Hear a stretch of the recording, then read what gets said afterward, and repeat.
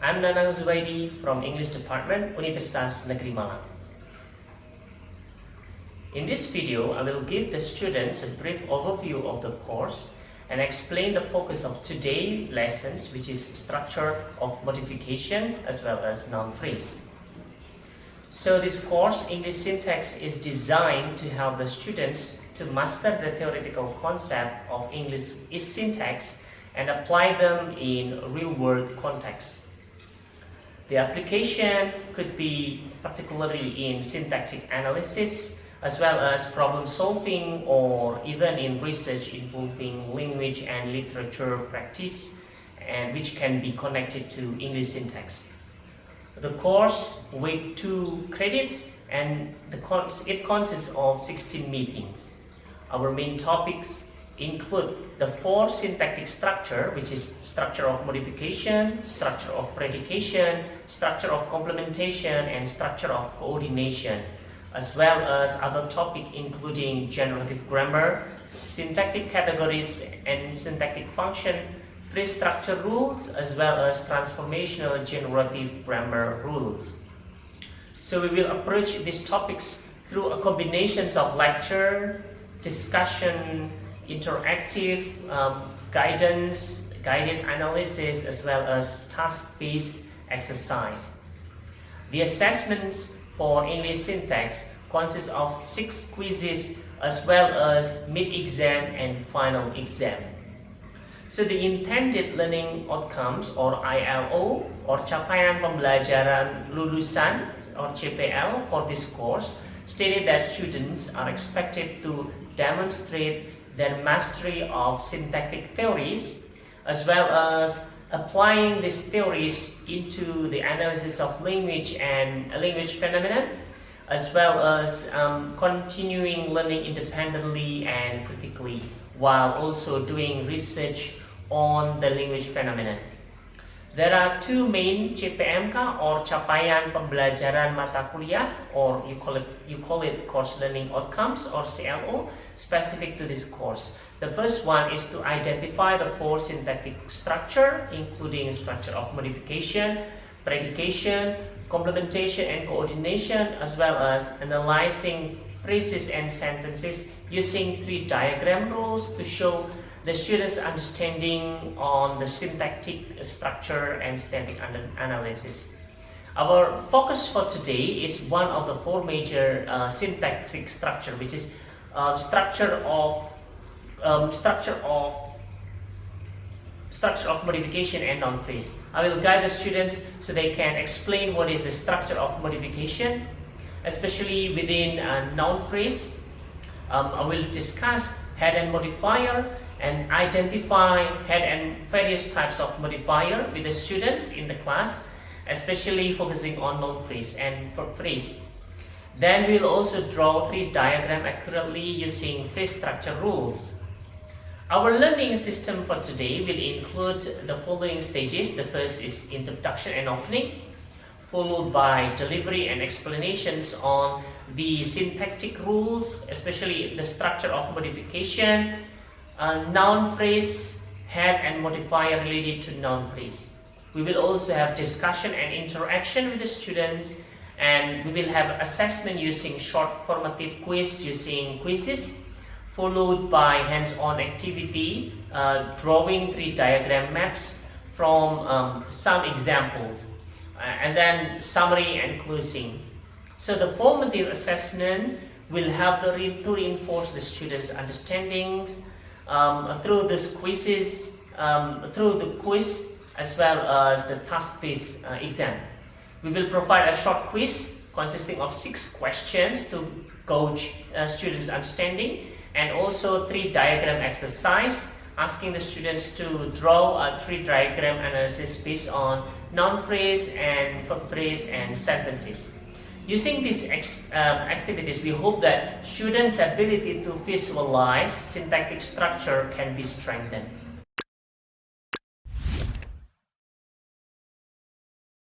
Right, so our topic today is the structure of noun phrase. So we will discuss a little bit about noun phrase, how noun phrase can be used to understand the basis of sentence. First, just a bit of review. Kemarin kita sudah diskusi beberapa, kita sudah dalam tahap phrase, non phrase. Tapi sebelum itu saya perlu cek dulu, word itu apa teman-teman? Kata itu apa? Letters. Oke, letters dulu. Letters. Ini masing-masing ini adalah letters. Kemudian ketika jadi satu namanya word. Oke. Tetapi kalau word itu kemudian bergabung dengan another word, then we call it. Kalau udah gabung word dengan word, we call it phrase.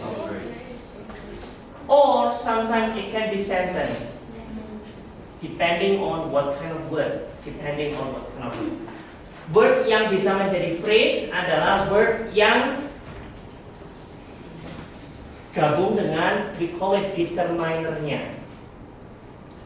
Contohnya misalkan good apa? Kalau good, kata apa yang bisa ditaruh belakangnya, depannya? Good apa? Good morning, okay? Good morning. Nah. Right. Good morning, pagi yang cerah, semacam itu. Ini phrase. Tetapi ada yang word plus word lain yang tidak bisa sebagai phrase karena dia beda karakteristiknya, bukan determiner. Kalau not determiner, maka dia tidak bisa disebut sebagai phrase. Misalnya contohnya seperti ini.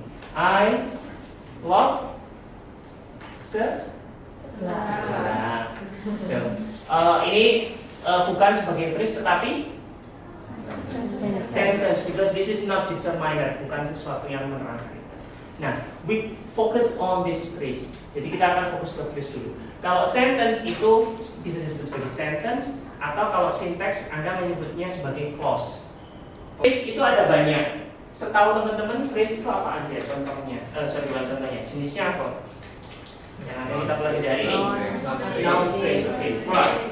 Good. Noun phrase. Noun phrase kita singkat sebagai NP. Selain noun phrase, adjective phrase. Okay. Selain adjective phrase, oke, verb phrase. Ada yang tadi yang menyebutkan prepositional phrase.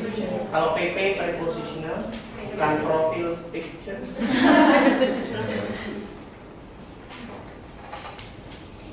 Terus selain ini ada lagi adverb. Oke.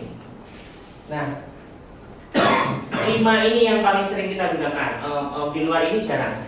Nah, kita akan fokus ke 1 sama 2 ini, terutama untuk membentuk kalimat. Karena kita mau membicarakan kalimat kalau sintaks ujungnya. Tapi nanti lainnya juga sama. Kita akan take lain-lainnya nanti diskusi beberapa poin saja yang berada ini.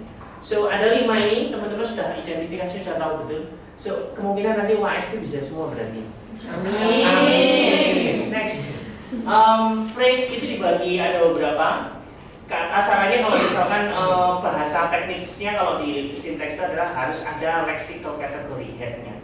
Jadi karena disebut sebagai head menurut syntax, maka ada 2 ini. Determiner satunya berarti dia harus head. Pokoknya semua yang ada head sama determinernya itu berarti phrase. Tergantung jenis phrase-nya apa, tergantung head-nya. So for example, kita pakai good lagi biar gampang. Good boy. Yang terpenting di sini apa? Boy atau good-nya? Good. Oke, good. Baik, berarti ini dia head-nya. Yang ini Anda bisa menyebut determiner, tapi kalau teknisnya di sini kita akan menyebut sebagai modifier-nya. Modifier. Kalau di sini itu bisa determiner itu pada dasarnya semua yang menentukan sesuatu karakteristiknya seperti apa itu disebut determiner. Tapi teknisnya kita menyebutnya sebagai modifier sama head. Sama dengan adjective phrase dan lain-lainnya misalkan. Very good. Sangat baik. Itu yang penting sangatnya atau baiknya? Baiknya. Berarti yang ini yang terpenting. Ini kategorinya apa? Kalau kategori ini noun, adjective, verb, preposisi, adjective. Berarti dia disebut adjective phrase. Anda mengidentifikasinya hanya lihat dari dia kepalanya apa bentuknya. Seperti itu. Jadi lihat dari kepalanya. Kalau embel-embel belakangnya, sebelahnya itu semua mengikut dia karena hanya menentukan, memodify saja, modifiernya saja. Jadi seperti itu. Next. So type-nya ada 5, Anda sudah sebutkan tadi, sudah betul semuanya. Ada noun phrase, biasanya kita singkat sebagai NP, verb phrase, VP, adjective phrase, adjective ini sebagai contohnya di sini, adverb phrase, prepositional phrase, semuanya sama seperti itu. Adverb juga sama. Misalnya kita nggak tahu jenisnya apa, Anda tinggal menentukannya lihat dari kita. Jadi kalau misalkan menurut buku yang Barton Roberts, noun phrase itu terdiri dari determiner, adjective phrase, noun, prepositional phrase sama clause. 1, 2, 3, 4, 5. Ada 5. Jadi noun phrase itu terdiri dari 5 dan mereka semuanya berurutan. 1 determinernya, terus adjective phrase, terus noun, terus prepositional phrase sama clause. Jadi kalau Anda ingin nulis adjective phrase, itu Anda tinggal nyusun itu berdasarkan urutan ini. Asal Anda hafal urutannya, if you memorize this order, you will be able to write a correct noun phrase. Ini dari the cat sama fat cat, itu yang paling penting apanya? Cat. Oke, cat itu kategorinya determiner, adjective phrase, noun phrase, atau yang mana? Noun, kata bundanya, cat. Nah, the cat itu adalah determiner. Pokoknya sesuatu yang menunjukkan itu determiner. The, this, that, an, dan seterusnya. Pokoknya semua embel-embel yang menunjukkan identitas itu determiner. Anda harus taruh di depan, tidak boleh taruh di belakang. Cat the, tidak boleh. Jadi otomatis gitu. Sama berikutnya, kalau ada yang kedua, fat cat kayak gitu ya, fat cat, kucing yang gemuk. Kalau dalam bahasa Indonesia, adjective phrase itu di belakang. Tetapi kalau bahasa Inggris selalu ditaruh di depan. Anda tinggal taruh itu di depan. The fat cat. Jadi Anda tinggal menyusun itu tadi dalam urutan semacam ini. Contohnya ini tadi ya, the fat cat. Kita coba the fat cat dulu. Jadi kalau misalkan Anda disuruh untuk menganalisis nanti ketika ujian, tolong analisis misalkan ya fat cat ini bagaimana kalau dianalisis menggunakan tree diagram. Anda tinggal bagi menjadi 2. Catnya dia? Yang ini? Adjective phrase. Ingat phrase. Kalau phrase artinya boleh disisipi banyak. The fat cat. Kasih very boleh nggak sih? The very fat cat. Boleh kan ya? Karena ini phrase, jadi phrase apapun boleh disisip-sisipkan boleh. Yang penting dia seperti ini. Nah, jadi tinggal dibagi jadi 2. Tinggal fat. Nah, kalau ada the-nya, determinernya gimana? Berarti misalkan ya seperti ini. The fat cat. Berarti Anda tidak boleh cabangnya dibagi 3 langsung. Biasanya kalau dalam bahasa Inggris itu kita bagi cabangnya jadi 2 dulu. Nanti setelah itu dipecah. Tinggal beginikan aja. Fat cat ini jadikan 1 seret. Terus di dengan ini jadikan 1. Determiner. Terus kalau ada fat sama cat, yang penting fat atau catnya? Cat. Berarti dia termasuk phrase apa? Noun phrase. Seret ke bawah. Di. Nah, gampang ya. Ambil skripsi linguistik semua ya. Right. Terusin lagi ya. With a long tail. Kalau yang selanjutnya sebenarnya kita tidak diskusi tentang prepositional phrase, tetapi karena kita di sini ada urutannya PP, prepositional phrase kita masukkan saja. Prepositional phrase pokoknya semua yang ada preposisinya dengan, ke, dari, dan bukan, dan itu kata sambung. Apa ya? Di, ke, dari, terus apa lagi? Of. Kalau bahasa Inggris lebih banyak, kalau bahasa Indonesia sedikit. Kalau bahasa Inggris lebih banyak. Of, ya, in, at, on, dan seterusnya. Pokoknya semua kata sambung itu kalau dalam bahasa Inggris dia harus ditaruh di belakang.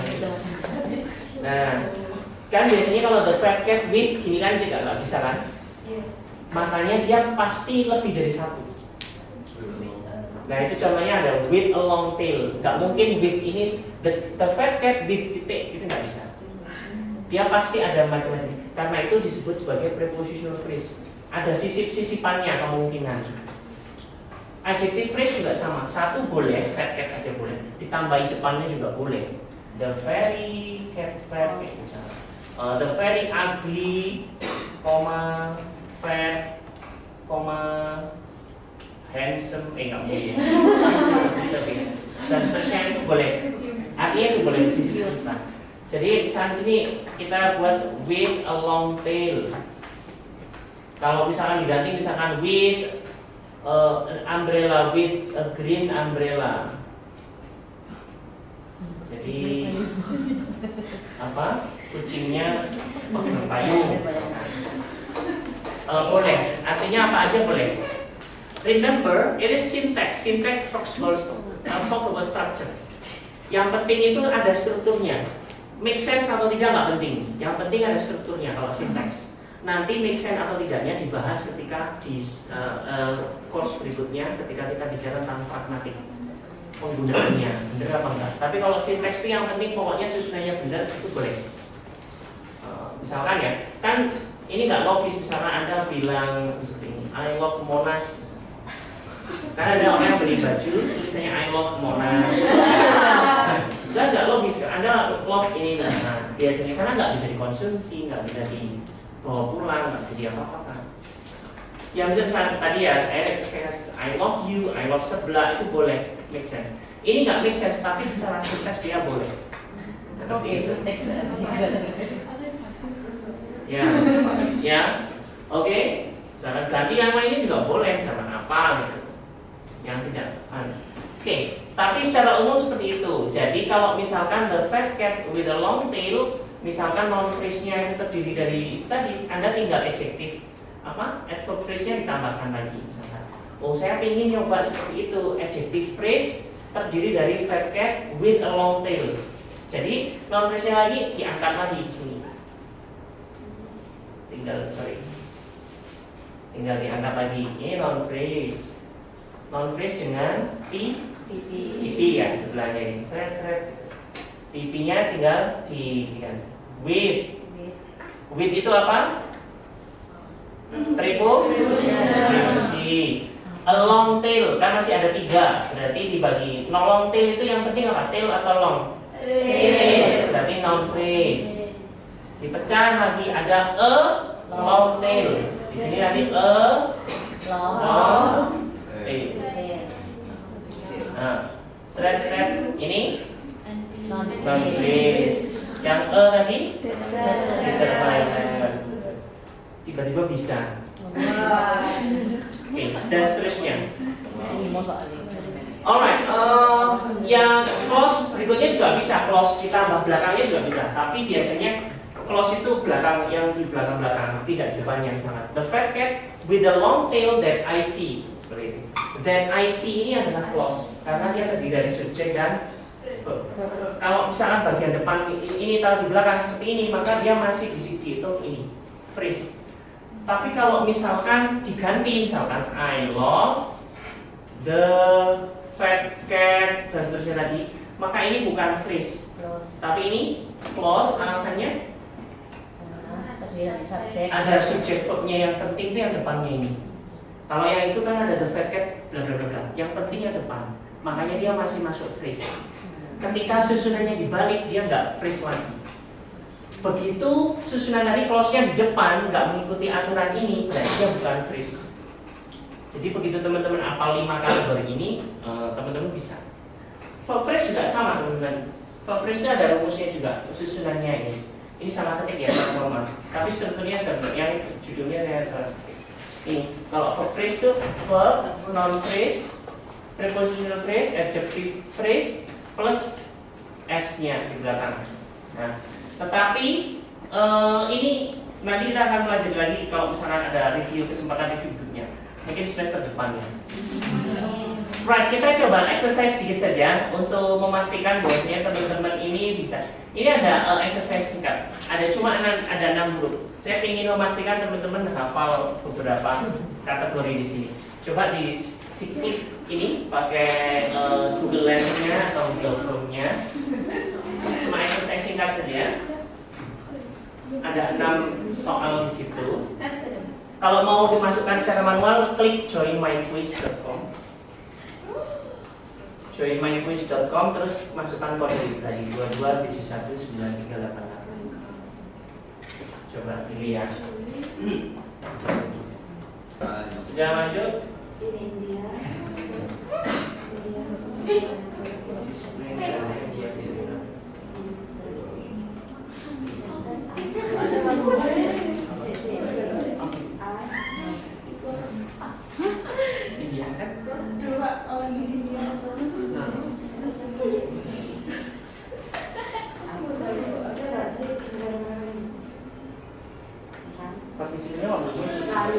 Tapi sudah bisa? Oke.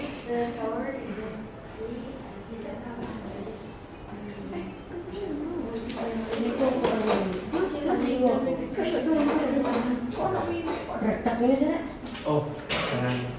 Kita belajar di kelas ekspresi olahraga.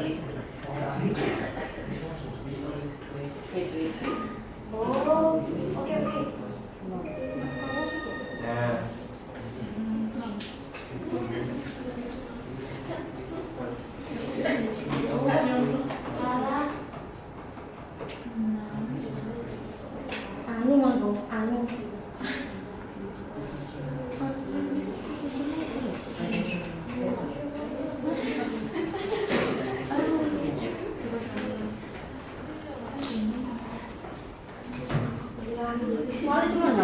Iya, soalnya cuma exercise. Habis ini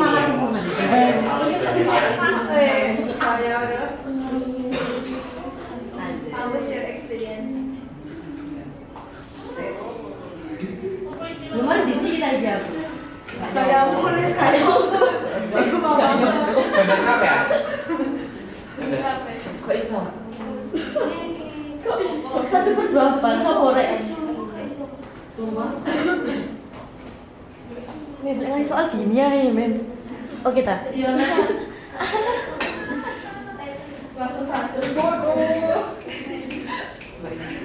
ada yang benar 6. Banyak juga. Kan di sini enggak ya, Mem. 6 saya benar. Iya enggak sih?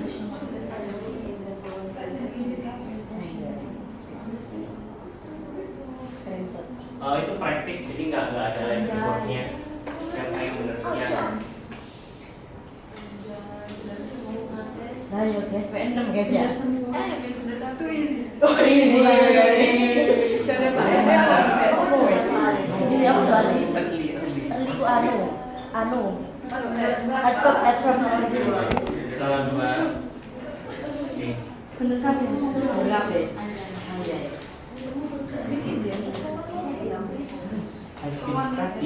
Anu. Kamu soalnya guys bentar. Iya loh guys. Tadi SP.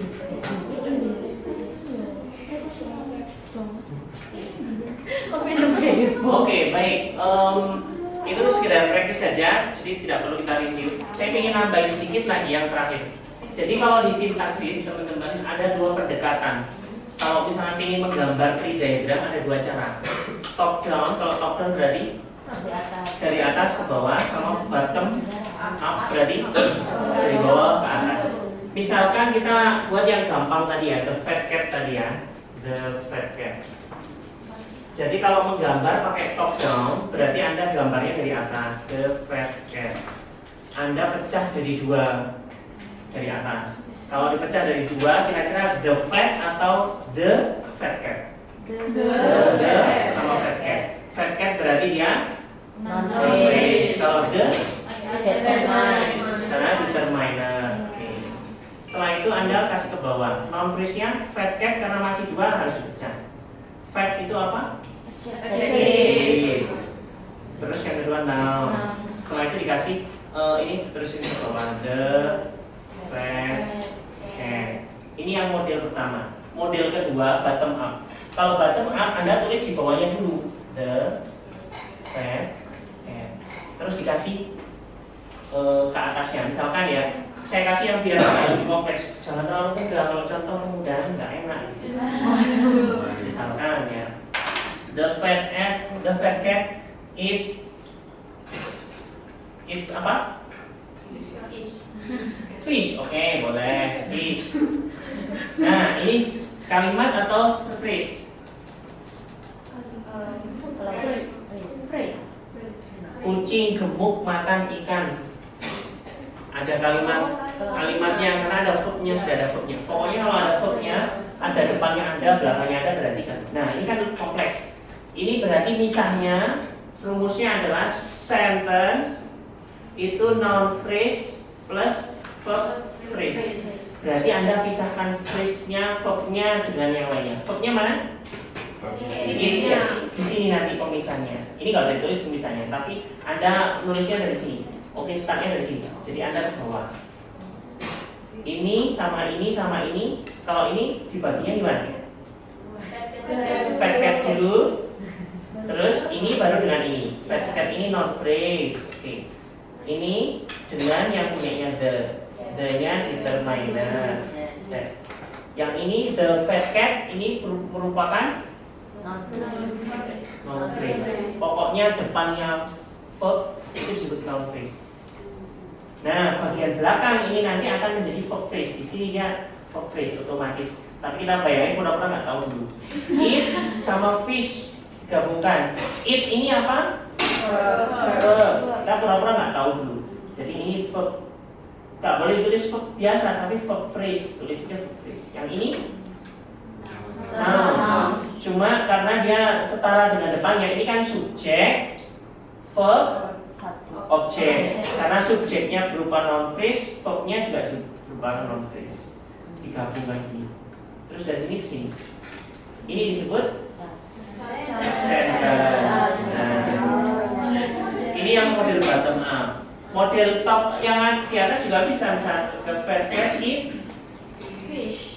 Pokoknya prinsipnya di bagian bawah setiap huruf harus ada lengannya sendiri-sendiri. Itu yang pertama prinsipnya. Yang kedua prinsipnya kalimat itu kalau bahasa Indonesianya kan, kalau misalnya bahasa Indonesia ya, subjek terdiri dari sentence kalimat terdiri dari subjek, verb plus objek. Nah, kalau dalam sinteks subjek yang pertama ini menjadi noun phrase. Verb dan objek ini kemudian disebut sebagai verb phrase. Verb phrase-nya boleh terdiri dari ini karena tidak harus objek. Misalnya contohnya yang bukan objek ya. Saya suka ke sini. Kan bukan objek. Apa ini ke sini? Keterangan adverb. Berarti sentence verb adverb. Jadi kalimat itu belakangnya nggak mesti. Makanya di sini dibuat cuma verb phrase gitu aja. Karena bentuknya bisa jadi beda-beda. Oke, alright, itu saja teman-teman. Saya cukupkan. Terima kasih. Sudah banyak sekali. Nanti malah bingung kalau terlalu banyak. Kita akan sambung lagi semester depan. Kalau misalnya ada mata kuliah lagi yang terkait dengan linguistik, khususnya terusannya sintaks ini. Terima kasih. That's all for today. Terima kasih. Assalamualaikum warahmatullahi wabarakatuh. Waalaikumsalam.